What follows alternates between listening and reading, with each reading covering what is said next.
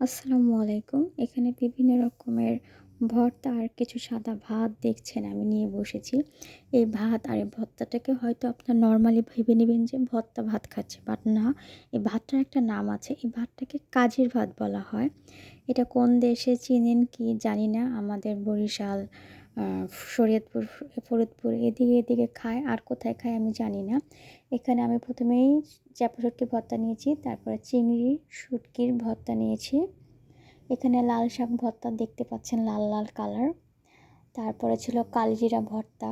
তারপরে ছিল কাচকি শুটকি যেটা ওইটার ভর্তা, এটা আমি কালিজিরা নিচ্ছি। তারপর ধনিয়া পাতা ভর্তা ছিল। সাথে ছিল, যেহেতু আপনারা দেখতে পাচ্ছেন সবুজ সবুজ ২টা, একটা ধনিয়া পাতা ভর্তা আর একটা হচ্ছে বরবটির ভর্তা। বরবটি যেটা আমরা তরকারি খাই সেই বরবটি। প্রত্যেকটা ভর্তা অনেক মজা হয়েছে।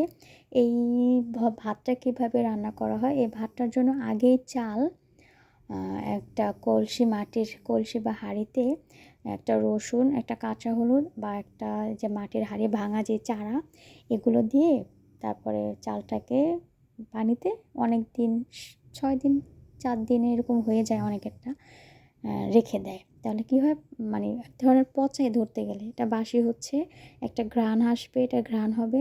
আর ভাতটা অনেকের মিষ্টি মিষ্টি লাগে, অনেকেরটা টক টক লাগে। আর এটা সবার হাতে কিন্তু হয় না, এটা সবার হাতে হয় না। বিশেষ কিছু কিছু মানে বিশেষ কিছু কিছু মানুষের হাতেরটা এত টেস্ট হয় যা অসাধারণ।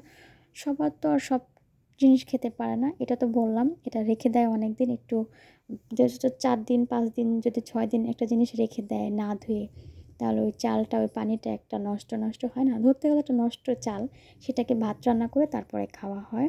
আমি ভর্তা সব রকমের নিয়ে কুচলিয়ে তারপর খাচ্ছি। প্রায় ১-১.৫ বছর পর খেয়েছি, এত যে ভালো লাগছে কি বলবো।